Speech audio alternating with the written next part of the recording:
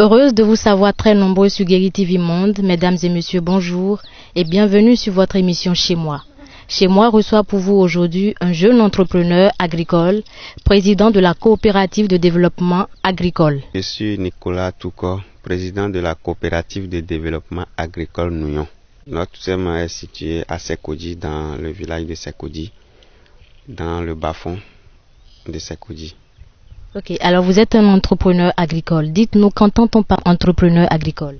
Nous pouvons dire que l'entrepreneur agricole, c'est celui qui exerce une activité agricole.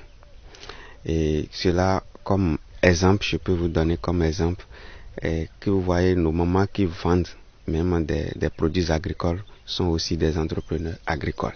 Quand on dit agricole, il faut savoir que nous avons plusieurs volets. Il y a la production végétale, la production animale, la transformation. Il y a aussi le compostage, c'est-à-dire quoi, les techniques qu'on peut utiliser pour pouvoir produire un produit de qualité et ne pas aussi endommager et rendre les terres plus infertiles aujourd'hui. Donc c'est pourquoi il y a aussi les intrants que nous appelons les intrants écologiques ou naturels ou biologiques.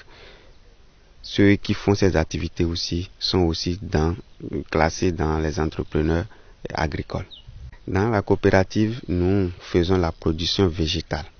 Essentielle, nous avons du riz, de l'ananas, de tomates, les piments et autres.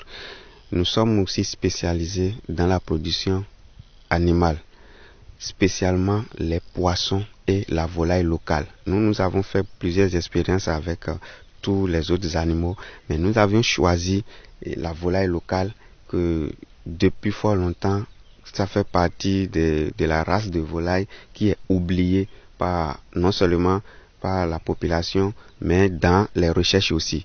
Mais nous avons pris cette espèce de volaille que nous avons commencé par élever et avec des techniques très simples à élever, à faire des multiplications très rapides. C'est une espèce de volaille qui rentre dans beaucoup de nos cérémonies, de nos sacrifices et beaucoup aujourd'hui, vous savez, il y a beaucoup de choses qui entourent le Bénin. On dit le Bénin, pays de vaudou, tout ça. Mais notre vaudou ne peut pas consommer la volaille importée. Donc c'est notre volaille que notre vaudou consomme. Nous sommes aussi spécialisés dans la pisciculture, notamment l'élevage des poissons. Les poissons, vous allez voir ici, nous avons des poissons tilapia, clarias. Nous faisons essentiellement le tilapia mépro. Tilapia mépro, c'est une espèce de poisson quand vous mettez dans l'eau, quand vous mettez dans un étang et dans une zone marécageuse, ça peut faire 10 ans. Donc chaque fois si vous venez, vous êtes tenu tout simplement à donner à manger à cette espèce de poisson et vous venez, c'est la pêche que vous allez faire chaque fois. Ce n'est pas que quand vous faites une seule pêche, c'est fini, vous ne pouvez plus venir faire d'autres pêches. Et nous sommes aussi dans la transformation des produits agricoles. Nous transformons l'ananas en jus et c'est là on a commencé. On fait aussi la purée de tomates. Il y a aussi les farines, il y a aussi la provence des poissons, parce que les poissons que nous avons ici, c'est nous-mêmes qui fabriquons les provances. Il y a les vermifuges pour la volaille locale. Il y a aussi la provence pour la volaille que nous fabriquons dans notre coopérative. Est-ce qu'il est possible, est-ce qu'il est permis à tout le monde d'être un entrepreneur agricole? Oui, il est permis à tout le monde d'être entrepreneur agricole et non aussi. Oui, parce que si vous avez la vocation, vous avez l'ambition et vous-même vous êtes déterminé à faire l'activité, vous pouvez le faire.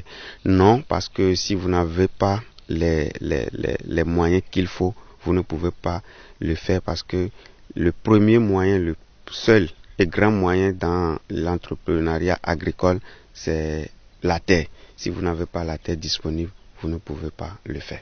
Alors dites-nous, comment est-ce que vous faites pour écouler votre produit? L'écoulement, là aussi, c'est le plus grand problème qu'on avait au moment où on produisait les produits et que notre population n'aimait pas consommer. Mais quand nous avions commencé par produire les produits qui sont consommés chez nous, nous n'avons plus le problème de marché aujourd'hui. Il y a des produits que nous avons des marchés disponibles ici. En même temps, les gens viennent chercher eux-mêmes. Par exemple, quand vous voyez le poisson, les gens quittent le Nigeria, les gens quittent le Togo, le Burkina pour venir ici chercher. Et aussi les nôtres qui sont à Cotonou, Porto-Novo, Calavi et autres viennent ici chercher directement.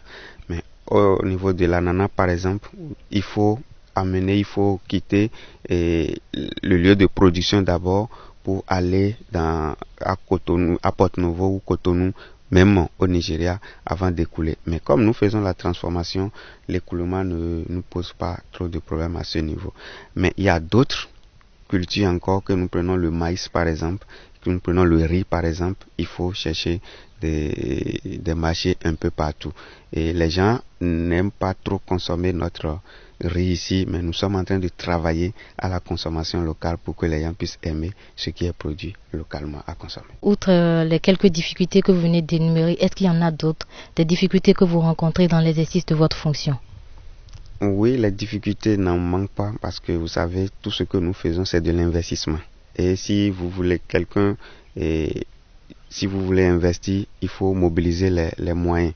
Donc là, nous avons aussi besoin de l'accompagnement de l'État, ce que nous n'en avons pas depuis 5 ans que nous sommes en train de faire cette activité, et aussi l'accompagnement des autorités locales, mais nous n'en avons pas. Ça fait partie des plus grandes difficultés. Il y a des partenaires qui arrivent même qui demandent à ce que les autorités soient votre garant, qui peuvent vous accompagner, et que les autorités ont un peu de réticence. Ça fait aussi partie des difficultés que nous vivons.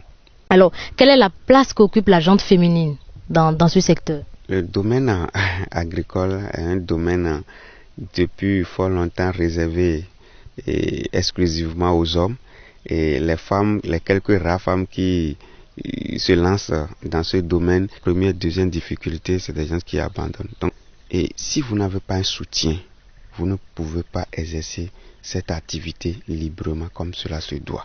Donc, on doit être persévérant, quelqu'un qui n'abandonne pas d'abord avant d'en bénéficier des avantages de ce domaine. Vous travaillez également avec les étudiants. Dites-nous un peu ce que vous faites avec eux. Nous faisons aussi la formation.